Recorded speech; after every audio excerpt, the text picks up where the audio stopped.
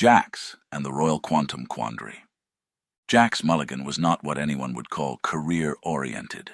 In fact, if his life choices were a spaceship, they'd be a decommissioned freighter duct-taped together by procrastination, bad ideas, and a surprising amount of luck.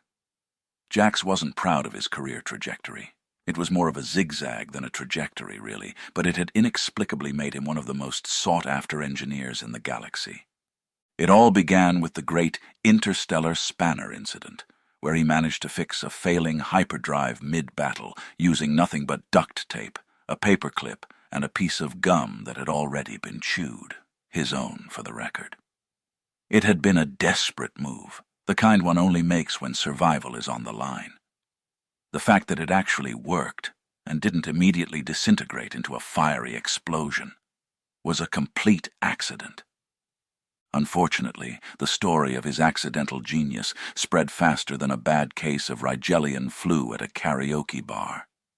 Suddenly, Jax was the toast of the galaxy, the engineer everyone wanted to hire. Never mind that Jax's actual qualifications were limited to a correspondence course in mechanical theory for enthusiastic amateurs. Which is how Jax found himself on the pleasure planet of Aphrodonia IV, standing in the opulent and slightly gaudy throne room of Queen Zephyra the Alluring.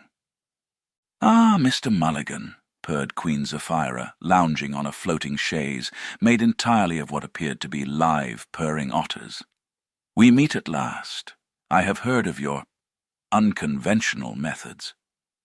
Jax squinted at the Queen. She was impossibly beautiful, in that probably enhanced by alien biotech kind of way.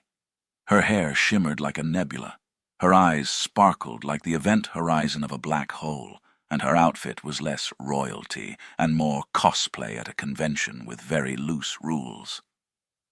"Yeah, well," Jax muttered, scratching the back of his neck. "Unconventional methods are kind of my thing. What seems to be the problem, Your Majesty?" Zephyra gestured to a contraption behind her that could only be described as the unholy love child of a bed, a massage chair, and an industrial-grade particle accelerator. "This is my Royal Massaging Vibrating Deluxe Quantifier 9000, she said, her tone reverent. "It's malfunctioning." Jax approached the machine, which hummed ominously and emitted the occasional puff of glittery smoke. He gave it a cautious poke. "Define malfunctioning," he said, eyeing a panel that was flashing what appeared to be the intergalactic equivalent of an error code. Zephyra sighed, a sound so melodious that Jax felt a pang of jealousy for anyone who got to hear it regularly. "It no longer vibrates in the manner to which I am accustomed," she said, her cheeks taking on a faint lavender hue. "Ah," said Jax, nodding sagely. "A classic case of vibrational misalignment. Happens to the best of us." Jax had repaired a lot of alien tech in his time, but this was something else. The Quantifier 9000 was a marvel of engineering, with components he didn't recognize and functions he was pretty sure were illegal in at least 7 star systems.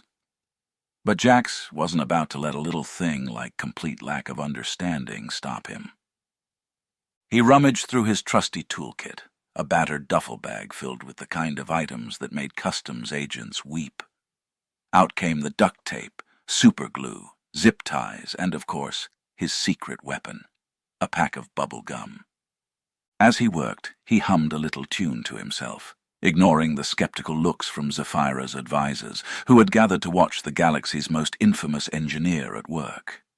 "What exactly are you doing?" one of them asked, a tall alien with too many tentacles and not enough patience. "Improvising," Jax replied cheerfully, twisting a paperclip into a shape that definitely wasn't in the manual.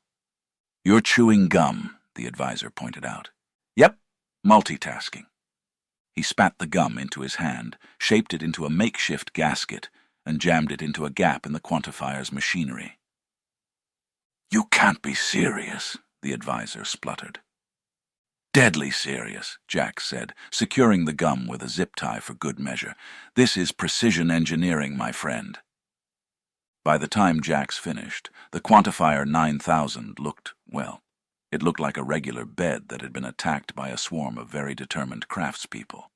"There," Jax said, stepping back to admire his handiwork. "Good as new. Maybe even better." Zephyra approached the machine, her expression skeptical but intrigued.